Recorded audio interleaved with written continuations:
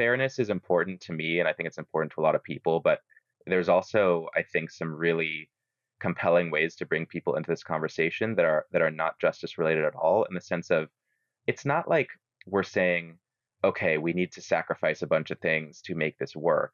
Because sometimes I worry that degrowth can be framed as like a politics of less. It's like we just need less wealth and we need to redistribute what we have. And folks maybe don't want to get on board with that because it sounds like some sort of regression. But I like to think of it in terms of all of the positive utopian things that we can unlock if we start to treat the economy as a way to meet people's needs. Like maybe we don't have to work as much.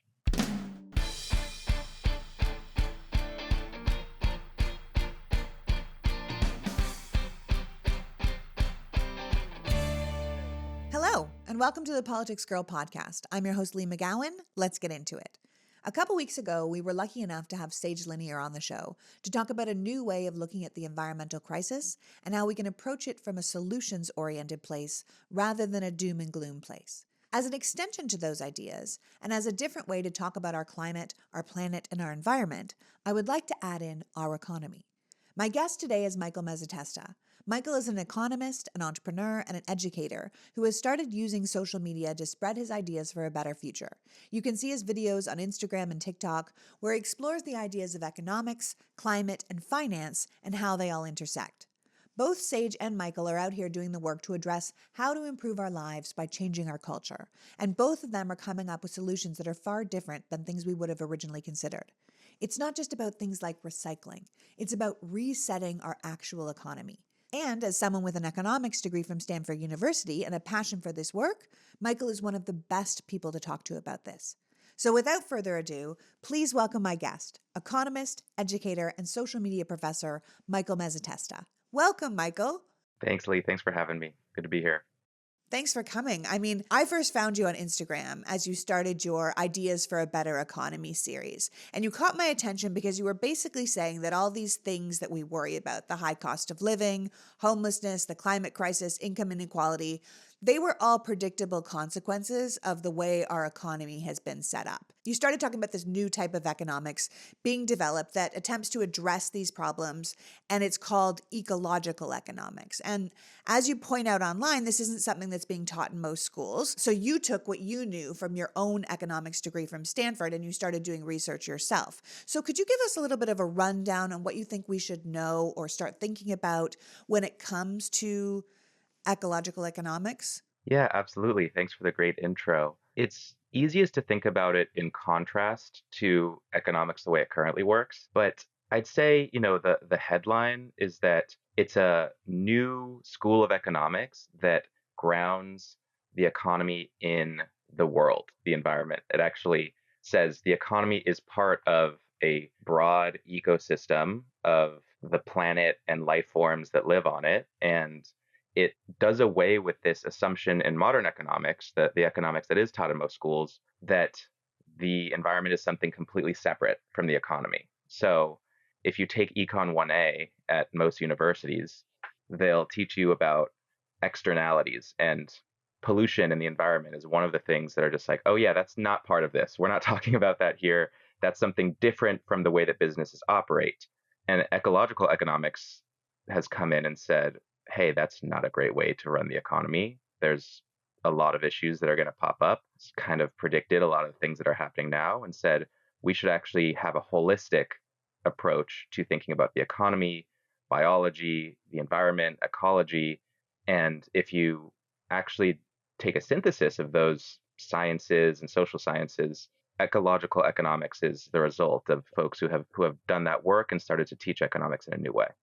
Yeah. So it's different from mainstream economics because it kind of combines economics with social sciences and life sciences to kind of create something new, but also to talk about developing the economy in a sustainable way. It's about moving away from the mainstream idea that tells us that the economy always has to be growing, we always have to be doing this, and it instead focuses on designing an economy that meets people's needs and, as you say, within the limits of our planet. Does that make sense? Yeah, this notion of limits is really important because the way that modern economics was set up seems to believe that we can just grow, grow, grow every year, that there's no limits, and that any attempts to impose limits are actually harmful to the economy because it's going to cause a recession or it's going to cause some sort of slowdown. Our monetary system requires growth in order to keep the wheels turning, which is a bit scary when you think about the fact that we are running up against some of the limits of our planet's ecosystem. Ecological economics is an attempt to say, hey, let's look at the world as one system and see what an economy looks like that can survive and thrive within that ecosystem without breaking it. And it does start to prioritize some of these things like human well being and the well being of other species as well, and treats them as actual valuable things. Where in traditional economics, the only thing that really has value is things that can be priced and things that can be assigned dollars. But human well being doesn't have a price tag, so it just doesn't really get included. And so ecological economics is a response to all of that and an attempt to reframe things and rethink the way that the economy should work. Right. So the economics that we've been teaching and we've been living have obviously led to an extremely powerful economy for nations like ours. But we can also see that it's been responsible for terrible things like our climate change and this absolutely gross and growing income inequality. So ecological economics is basically saying it's time we start thinking outside the box and really start considering a new economics discipline. Like we're only living within what was created, a couple hundred years ago within the Industrial Revolution time. We've been living that kind of economics, and now we've kind of hit the limit of what that can do, and maybe it's time to start thinking outside the box. Yeah, I would even say maybe we need to start thinking inside the box. Oh, Like we have been in a box the whole time, which is this planet we live on, and we've been pretending like we're not. We have no sort of grounded system that we're living on top of, that we're building this economy on top of. And so we're starting to push up against the box. The box is starting to break.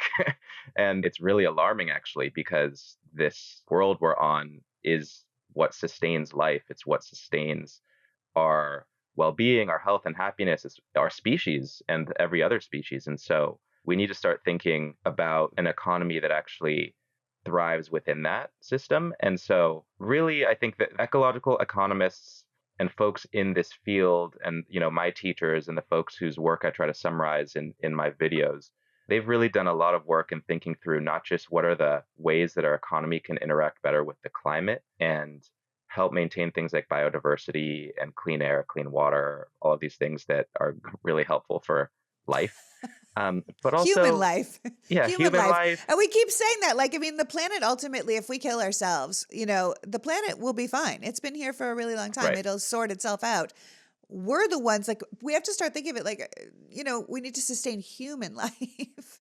Yeah, and it's all interconnected. And so this is where, you mentioned at the beginning it's a new field, and it is new in the sense of the academic field, but the teachings that it's premised on actually go way back to a lot of indigenous cultures who had a much more holistic understanding of the world and people and our place in it as stewards of the natural environment. And so it's actually, in an interesting way, a revisiting of a lot of practices that were part of human culture for tens of thousands of years, and that we really sort of lost during the Enlightenment and then the Industrial Revolution, where we started to think of ourselves as these godlike beings who could create these machines and who could build this economy that could grow and grow and grow, and we could reach the stars. And you know, some people say we should sustain this and we should just go to Mars and keep growing, growing, and using the materials of the rest of the universe. And hey, I think space travel is cool, but I don't think that we should forget where we came from and the Mother Earth that really helped us get to this point, allowed us to get to this point. And if we need to destroy our ecosystem just to maintain this economy, I think something's wrong. And I think a lot of ecological economists noticed that and said, hey, we need to actually rewrite the whole field and rethink the whole system. And so what's really great is that this new field is gaining momentum and people really seem to be excited about it. I just hope that, schools start teaching it more broadly. And we're starting to see that, which is cool. I got my degree 10 years ago. Like I said, at Stanford at the time, it wasn't brought up during my curriculum. Looking back, it's a little disappointing because it's so important. But I'm seeing more and more universities start to offer courses in ecology and economics, and you can actually get, advanced degrees in this field now. And so you're starting to see it really catch on. That's great. I mean, you were recently talking about an economist named Agnes Deaton who wrote an article Mm, that was basically acknowledging that a lot of economists who clearly have a vested interest in capitalism and how it's operating, which, as you say on your channel, no duh, these guys have a vested interest in things working the way they've always worked. But you point out that Deaton goes on to say that economics is struggling because economics failed to understand some of the things that we're seeing at play now, namely that they forgot to equate for power. They forgot that market efficiency divorces people often from ethics. And now we're seeing this never ending sort of wealth redistribution. And it kind of makes me feel like one of those people that gets to the end of their life and they're like, ooh, whoops, like everything I yeah. might have said might have been wrong. It feels like Agnes Deaton might be having a little come to Jesus moment. But you want to talk me through some of his ideas about, economists didn't consider power and being disconnected from ethics and just market efficiency in general and how it just makes the rich get richer? Yeah, this was a really important moment that really seemed to resonate with people when I shared it. This is a guy who won the Nobel Prize in economics, Angus Deaton, and he, is about as well respected as an economist can be. And so typically this kind of quote unquote old guard of economics seem pretty set in their ways of thinking. And this all this ecological stuff, they're like, I don't know about that. Right. They've gotten a lot of adoration and respect for their more traditional ways of thinking. But Angus Deaton rolls around and he says, hey, I'm late in life. I'm one of the, prominent economists in the field, and I'm looking back at my work and the work of all of my peers and thinking, hey, we might have gotten a few things wrong. And it's really powerful to see someone admit that. And yeah, what he talked about specifically, the one you said first, is the importance of power, and that's a really big one. It's like, okay, we can talk about market efficiency and we can use these mathematical equations to talk about how the economy is going to grow and operate and become more effective. But we're missing this important thing called power, which is relations between humans, the way that some people have more influence over the political process and the process of technological change. Someone like Elon Musk or Jeff Bezos has much more influence over where technology goes and when the decisions the government makes than, you know, guy on the street, right? And we need to acknowledge that and say, hey, without an understanding of power, it's hard to understand how does inequality happen and how does the political economy of capitalism really operate in the real world. Yeah, like if you get too much power, then all of a sudden you have so much more influence. And then you use Right. that influence to get more power. And it's sort of this weird circular system that we forgot to equate into our economics. What happens when people get so much wealth that they can Yeah. then affect the power structure, right? That's why we have these people buying our politicians and then having the politicians write laws to benefit them and then using their money that they got from that benefit to do it again. And it's kind of this circular loop that makes the wealthy wealthier and the poorer poorer. And we didn't equate for how much power you get when economics work in your benefit. And then the second one is about ethics, right? Right. Yeah. He talked about how it's economics has become completely disconnected from ethics, which is not how it started. Economics started in a way that was really grounded in ethics. Adam Smith, Karl Marx, the people who kind of wrote some of the seminal economics texts from the beginning of the 20th century really were taking it from an ethical standpoint. But in the last few decades, it's become very statistics driven, very math driven, very financially model driven.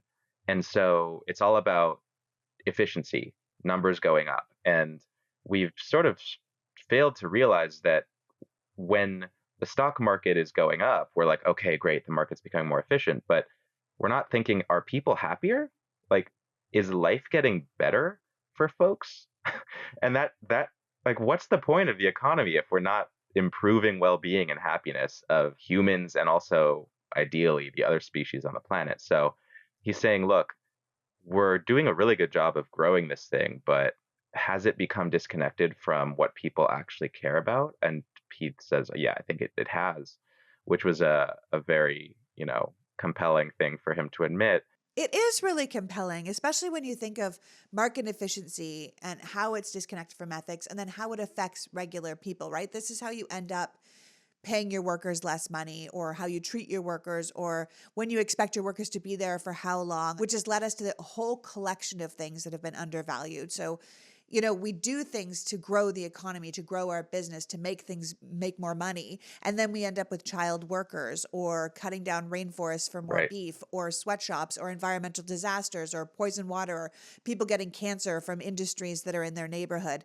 And I think that's the thing when we start talking about, is it growth or is it ethics? And we can't disconnect the two. Right. Right. It's like growth for what and for whom is Yeah. an important question we should start asking. And is there actual upside for everyone when the economy grows? And of course, we get into this type of discussion and people say, "Oh, well, are these people saying that everything that has happened in capitalism is bad?" No. There's been a lot of technological progress. Medicine has come a long way. Lifestyle, and people's general comfort in developed economies has gotten better and better. So we're not saying let's just throw out all of the improvements in society over the last few hundred years, but it's like we're getting to a point now where, and this is the third point that Angus brought up in his essay, is when the market becomes more efficient and it grows, there's sort of a upward redistribution that's baked into that, right? Like the people who own the stock of the companies that are growing and who own a lot of assets are getting most of the benefits of this growth, and folks who don't have their money tied up in the S&P 500 aren't seeing any of the upside of all of this market efficiency. And in fact, things are just getting more expensive, and we're seeing more inflation. The cost of living is going up, and folks are struggling to get by, even though they're working more and more. And so it's like we need to think about who is all this growth for, and why are we so focused on certain metrics that don't seem to reach the rest of the population. Yeah, I keep thinking about the big corporate real estate guys, and how it's really in their best interest to keep insisting that people go back to the office instead of working from home, even though working from home is shown to be more efficient for the most part. I mean, people are getting so much more out of not commuting every day, about not spending money on lunch, about being closer to their kids. And it's this concept of like, but this is how we've always done it. But it's also like, but we have all these big office spaces to fill, right? Like we have all of our money tied up in this real estate. So we need you back in these offices. And you're like, actually, maybe we should be doing things differently. We should be thinking outside the box here a little bit. And people can't get their head around that because it's how we've always done it. I thought it was really interesting in that article with Deaton when he was saying that like he used to think unions were bad and now he kind of thinks they're good. He used to think globalization was good and now he's not so sure about it. So as we watch the climate worsen and inequality worsen and the rich get richer and quite frankly weirder, it becomes sort of a destructive thing. And we need to start paying attention and think about different ways of doing things. And I think that's where what we were talking about at the beginning, where ecological economics really comes in. Because if we're going to talk about how interconnected this all is, I think that we really should talk a little bit more about the idea of degrowth, right? You made a video that reminded people of the period of time at the beginning of COVID where we were all in lockdown and we weren't going to work and we weren't shopping and we weren't driving anywhere because we didn't know what was going on and we all thought we were going to die. And in that time, the environment got measurably better. You and I both live in Los Angeles, and with all the cars, we're kind of known for our terrible air quality. And all of a sudden, you could breathe better in Los Angeles, like physically breathe better. I'm someone with a lung disease. I could tell right away. And then there were all these beautiful pictures of downtown Los Angeles without the smog, clear. The air was cleaner. And it wasn't just LA, right? That was everywhere in the world. Animals started to return to public spaces. There were like dolphins in the Venice Canal. And you point out that this phenomenon proved a really important point, which is that when economic growth slows, the environment improves. And I thought it was really interesting because how you made that point was that, obviously that is an important thing to know. When economic growth slows, environment improves, but that's not the full story. So do you want to tell us what the full story is? With Mother's Day coming up, as our sponsor OneSkin says, whether you're a biological mom, an adoptive mom, or a pet mom, everybody deserves healthier skin. It's not just Mother's Day, but every day. And that's why OneSkin created products that are scientifically formulated to improve your skin's health while targeting the root cause of aging. The secret is OneSkin's OS1 peptide. It's the first ingredient proven to switch off the aging cells that cause lines, wrinkles, and thinning skin. And they've got studies to back it up. I've been using their products for a while now, and I'm looking forward to trying others. There's a reason OneSkin has over 4,000 five-star reviews and was recently recognized by Fast Company as one of the most innovative brands of 2024. Founded by 4 PhDs dedicated to skin longevity, OneSkin proves that you don't need a complicated routine to achieve better skin. Their topical supplements make it easy to help your skin stay younger and healthier without a lot of extra steps. OneSkin is the world's first skin longevity company. By focusing on the cellular aspect of aging, OneSkin keeps your skin looking and acting younger for longer. Get started today with 15% off using the code PoliticsGirl at oneskin.co. That's 15% off at oneskin.co with the code PoliticsGirl. And after you purchase, when they ask you where you heard about them, please support the show and tell them that we sent you. You do so much for others. This Mother's Day, try OneSkin and maybe do something for yourself. oneskin.co. Code PoliticsGirl. Today's podcast is sponsored by Sundays for Dogs. You've heard me talking about my beloved Golden Doodle Chips and his devotion to Sundays for Dogs. Sundays for Dogs is a fresh dog food made from a short list of human-grade ingredients. It was co-founded by a practicing veterinarian who tests and formulates every version of each recipe. Sundays contains 90% meat, 10% superfoods, and 0% synthetic nutrients or artificial ingredients. And unlike other fresh dog food, Sundays doesn't require refrigeration or preparation because of their air drying process, so you can just pour and serve. I've said this before and I'll say it again. I love my dog, but he is a picky eater with a sensitive stomach. So getting him food that he likes that's good for him has always been a production. But Sundays for Dogs has been so easy. He likes the beef, he likes the chicken, his stomach seems normal and settled. It's been pretty impressive. Plus, it's easy to serve. I'm not making as much garbage with all the canned foods, and it's delivered right to my home on reoccurring order, so there's far less trips to the vet with their specialty food and their terrible, terrible parking. So if you want to try this terrific food for your dog, go to sundaysfordogs.com/politicsgirl to get 40% off your first order. That's sundaysfordogs.com/politicsgirl, or use the code politicsgirl at checkout for 40% off. Because I know your dog is just as special to you as Chips is to me, and we know that these guys deserve the best. sundaysfordogs.com/politicsgirl. Do you want to tell us what the full story is? Absolutely. It's undeniable, and we all remember. I think that was such an important moment in human history, especially modern human history, when the air just got cleaner Yeah. and there were, deer walking through cities. It was incredible. And I think a lot of people really actually remember the beginning of the pandemic as a really scary time. And of course, a lot of people lost loved ones. And so I'm not saying it was all good, but I think a lot of people, friends in my community, look back and say that was actually some of the best few months of my life. Yeah, we were calm. We were making bread. We had sourdough starters. I did like 3 puzzles. Yeah, it was crazy. But in terms of, yeah, the full story, obviously, we have to look at what happened in a broader sense too, of people who were bucketed into quote unquote essential workers didn't get to enjoy the peace and quiet because they still had to show up for work. They were at risk of dying from this super contagious, deadly disease. And the full story that I talked about in the video is there was an economic recession. Like the stock market plummeted 25, 30%, depending on what country you're in. And people started to get laid off.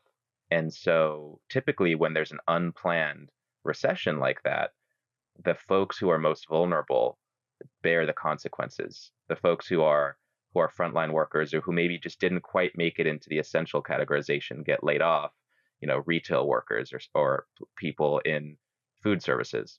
Yeah, a lot of people lost their businesses. Yep. A lot of people who had worked their whole life to create something couldn't sustain it when no one was using them for that period of time. Yeah, Right. I mean, like you're saying, even though it was good for the environment, people were losing their jobs and their houses, and obviously people were losing their lives. So it was good for the environment, but the rest of it was far from ideal. And I think what you're saying is it's too simplified just to say if it's good for the environment, it must be good. That's too simplified. It was this Yeah. unplanned recession that we had, that we were shocked by this and it kind of destroyed our Exactly. economy. Exactly. And that's the thing that a lot of people in the school of degrowth like to talk about in terms of if we don't plan for a reduction in growth, then it's going to shock us and it's going to cause layoffs. And the people who make the decisions at the top are going to protect themselves and just lay off tens of thousands of people. But it's this notion of actually doing it intentionally and being thoughtful about, okay, let's be honest with ourselves. What are the industries that are causing the environmental problems? Fast fashion, certain parts of the automotive industry, excessive advertising, and planned obsolescence in electronics, like these things that are actually very clearly creating environmental harm. And saying, hey, what if we actually intentionally slowed those parts of the economy down through regulations or through, some sort of planned transition into renewable energy jobs. And this is something that is starting to happen in America, in the United States at least, which is exciting. The Sunrise movement is working on this. But, if we started to transition people from the fossil fuel industry into renewable energy, then we could actually kind of plan for these certain industries to quote unquote degrow and to actually reduce their overall productivity. Right. So phase them out instead of shutting them down. Exactly, exactly. And I think that the folks who are proponents of degrowth are willing to have that conversation, which in this world that economists like Angus Deaton grew up in, which is a super neoliberal, super free market, deregulated economy, it's like a non-starter. It's like, no, you can't, you know, plan the economy in this way. This is like some sort of Soviet communist market, central planning. And I think folks are folks are saying no. There's like a Goldilocks version of this that's not the government takes over, but it's like let's all agree on what industries are actually harmful for the planet. Because if we're going to have an ecological version of the economy that actually works within the limits of our planet, there are certain things that clearly need to go. And maybe if we actually think about it and plan for it, invest money in the transition, it's possible for us to make that happen without shocking the economy with some sort of large recession where there's millions of people being laid off. And so that's the more complete story that we need to start talking about. And I think that that's what's really useful about the degrowth movement is those conversations are starting to happen more and more. Yeah, and it's about having the conversations, right? About asking, like, could we have the benefits of a slowed down economy, but without the human suffering? Like, if we planned for it, could we have this? And so people understand degrowth is considered social, political, and economic movement that argues that this pursuit of infinite growth that we've done in Western development is a problem because it's causing social and ecological harm. So the point is, as you say, could we keep our economic growth, but within the ecological limits of our planet? And if we could, then what industries would we have to degrow to make that happen? And it's not just about who can be making money, how can we be making money, how can we be making it faster, grow, grow, grow, grow, grow, because ultimately we've kind of hit a limit of what that's going to do, and it's not going to work long term. We're going to eventually kill this box that you said we're in. We need to think Yeah. within the box and be like, hey, we're blowing it here. And I think that's the thing is I think everyone knows we're blowing it here, even the very richest people who are benefiting from it, which is why, as you said earlier, some of the very richest people in the world are looking to live off planet. Like they've got this Yeah. long-term off planet goal, but the rest of us are stuck here. So we kind of They're have building to, bunkers. yeah, they're building major bunkers. Like I say that all the time. Like you might think the economy is working for you, Zuckerberg, but you're also building this huge bunker in Hawaii. Like you know something that the rest of us Hmm. don't have access to. And that needs to be addressed. I mean, so if you're saying we need to stop looking at the economy as this engine of infinite growth and start looking at the economy as a way to meet people's needs, it feels like it's kind of in line with the economic justice people, right? The people who have been out here trying to make things more fair, that this concept of the haves and the have-nots, both in our society, but also in the world in general, which countries have and which countries have not, have only benefited certain people in this economic system. And we've left a lot of people behind and we've left a lot of people out. And the economic justice people have been saying that for a long time. And it sounds like this is another way of kind of getting in line with that.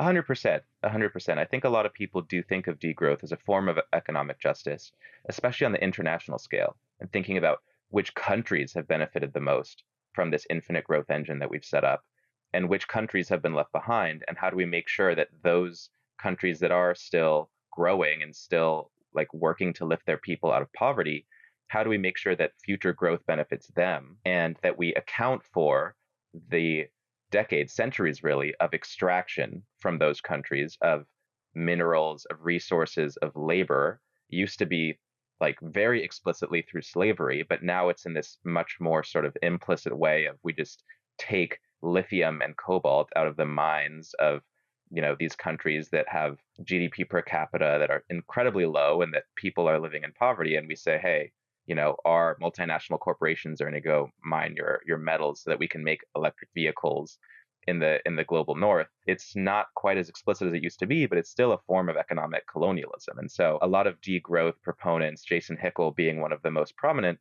would say, yeah, we need to right those historical injustices by redistributing the growth to the global south, to the global majority. And I would also say another framing for this is, fairness is important to me, and I think it's important to a lot of people, but there's also, I think, some really compelling ways to bring people into this conversation that are not justice related at all, in the sense of it's not like we're saying, okay, we need to sacrifice a bunch of things to make this work, because sometimes I worry that degrowth can be framed as like a politics of less. It's like we just need less wealth and we need to redistribute what we have.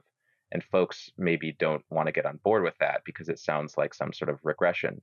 But I like to think of it in terms of all of the positive utopian things that we can unlock if we start to treat the economy as a way to meet people's needs. Like maybe we don't have to work as much, maybe we can have cleaner water, cleaner air, more walkable cities, better public transportation, and actual time for like leisure and art, and people can all participate in that, as opposed to needing to work 70, 80, 100-hour weeks in crappy jobs just to save up enough money to like take a vacation every couple of years if you're lucky, right? Like it's a whole shift in the way that we think about our time and the value of our time and our leisure. And I think that that is something a lot of people can start to get behind, especially when everyone feels like we're on this treadmill or hamster wheel that's never going to stop spinning. And so there's the justice pieces as well. Like we're working really, really hard so that Zuckerberg can enjoy his macadamia nut fed cows in Maui. I read something about this ridiculous meat that he's eating and cultivating out there.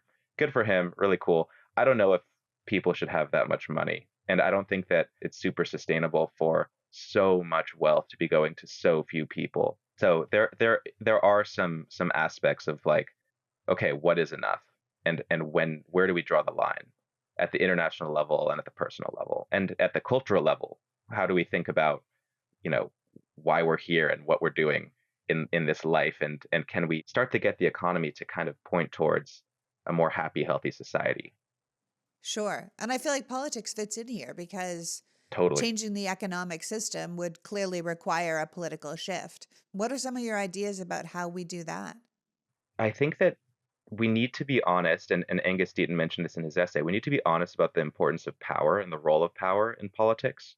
The new field of political economy has done a ton to contribute to this field of, how does the political system interact with the economic system, and how do those dynamics affect the policies and laws that get passed? But I think we need to be really honest about what is the role the government should play and needs to play in righting this ship. And I think that, in the US, we talk a lot about the renewable energy transition, right? The government uses mostly incentives and tax breaks to try and get corporations to make more renewable energy. But it's not working very quickly. It's not happening fast enough. Whereas you look at other models for politics and you see what's happening in China, 90% of the renewable energy growth that's happening right now is happening in China, at least in terms of the incremental change to the global forecasts that were updated this year. It looks like we're going to produce a lot more renewable energy, primarily because China is doing such a better job. And they're willing to actually step in and finance and subsidize these industries in a way that Western governments haven't been willing to do, and it's working. US companies are going to do what's more profitable, and it's still just more profitable to extract fossil fuels than it is to build solar panels. There's just an economics truth to that. And so I think we need to start being willing to say, hey, these markets aren't actually going to solve all these problems themselves. We might need to steer the ship a little bit more. And I think that's at like the macroeconomic level, what the government can do. But I think there's local things too. Like a big piece of what's missing, I think, from our current politics and political economy is like mutual networks of support. When we need something, we typically think, where can I buy it? As opposed to like, is there someone in my community who can help me meet this need? And so I hope that we can start to shift towards a version of politics and community where we're actually relying on each other more to meet needs as opposed to thinking I'm going to pay one of these corporations for for something, right? I think that there's just a kind of mental shift that needs to happen, and it's a cultural shift as well, away from this feeling that we have, especially in the United States, that we're never going to have enough. And I think that even the people at the very top feel inadequate sometimes. And I think that's a cultural question, and it goes back to some of that indigenous wisdom we talked about at the top of the show of like, what is really the point of being here? And is it to endlessly accumulate things? Or is it to be connected to our community and the earth and actually appreciate what's here and appreciate our time and live in the present?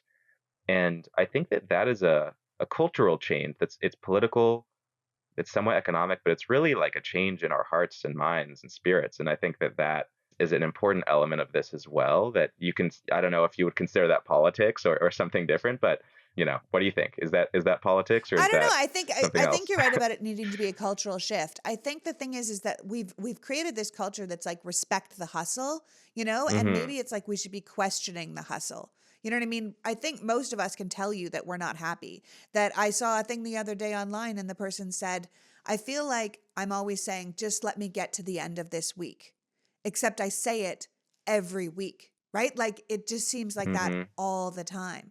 And then I saw another economist talking about how we're talking so much about wealth inequality and how so many people at the top have all this, accumulated wealth and power that just begets more wealth and power. I was listening to Warren Buffett even talk about it, and they said, who's doing well in this economy? And he said, me. I'm doing well in this economy. People like me.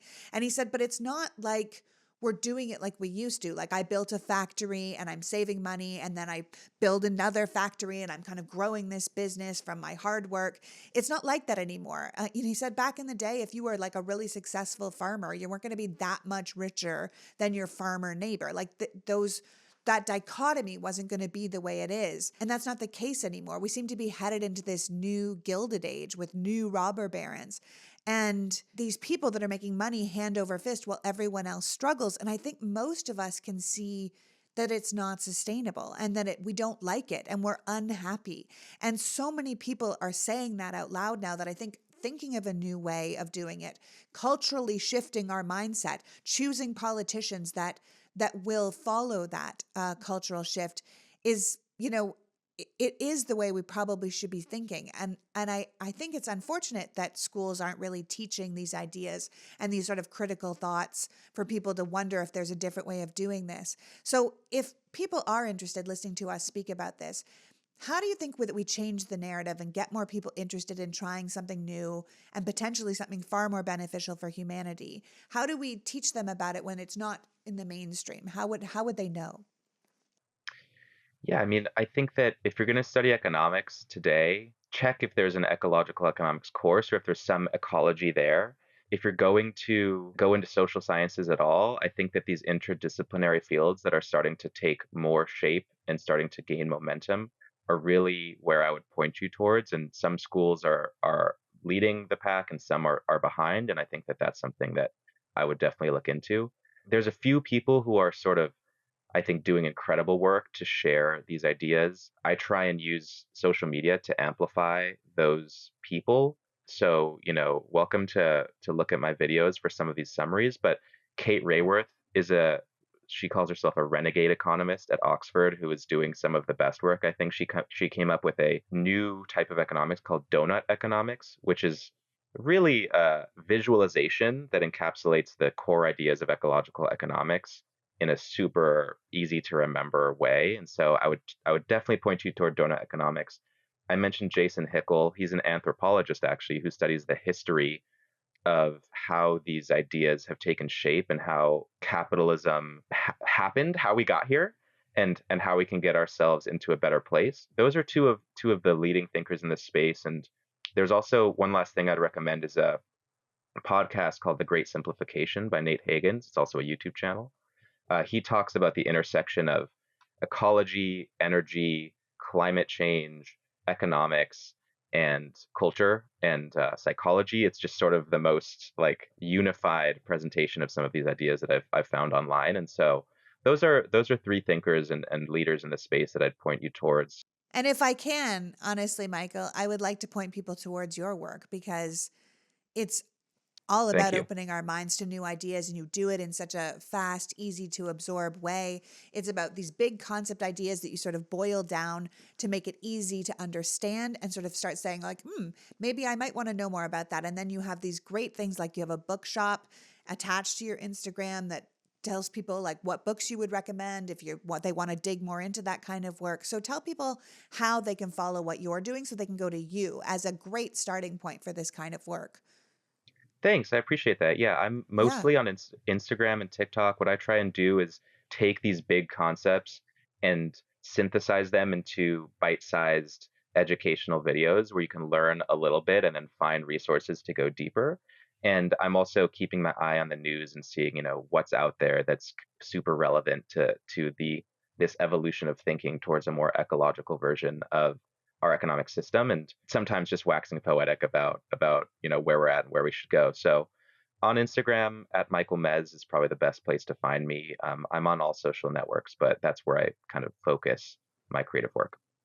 Yeah, and it's a fabulous channel. I have to tell people like really go and follow Michael Mez because you learn so much so quickly about something that most of us don't know anything about. So I want to thank you so Thank much you. for joining us today, Michael. I think any big societal or social change that happens in history, it starts by feeling fringy and then it makes its way to the mainstream. And I think we have to be thinking about economics differently, not just for the planet, but as I said, for human existence, because people are not happy, they're not thriving, they're not even particularly hopeful.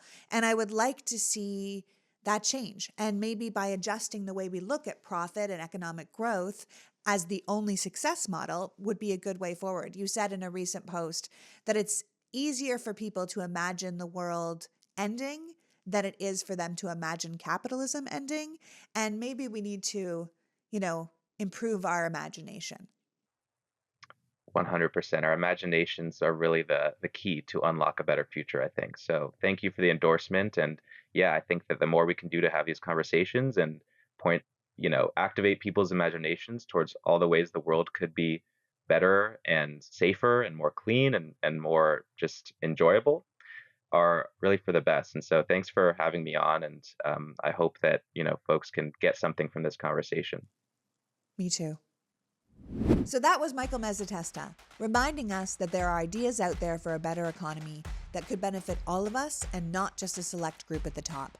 That it's about considering a move away from the mainstream idea that tells us the economy always needs to be growing, and instead designing an economy that actually meets people's needs and functions within the limits of our planet.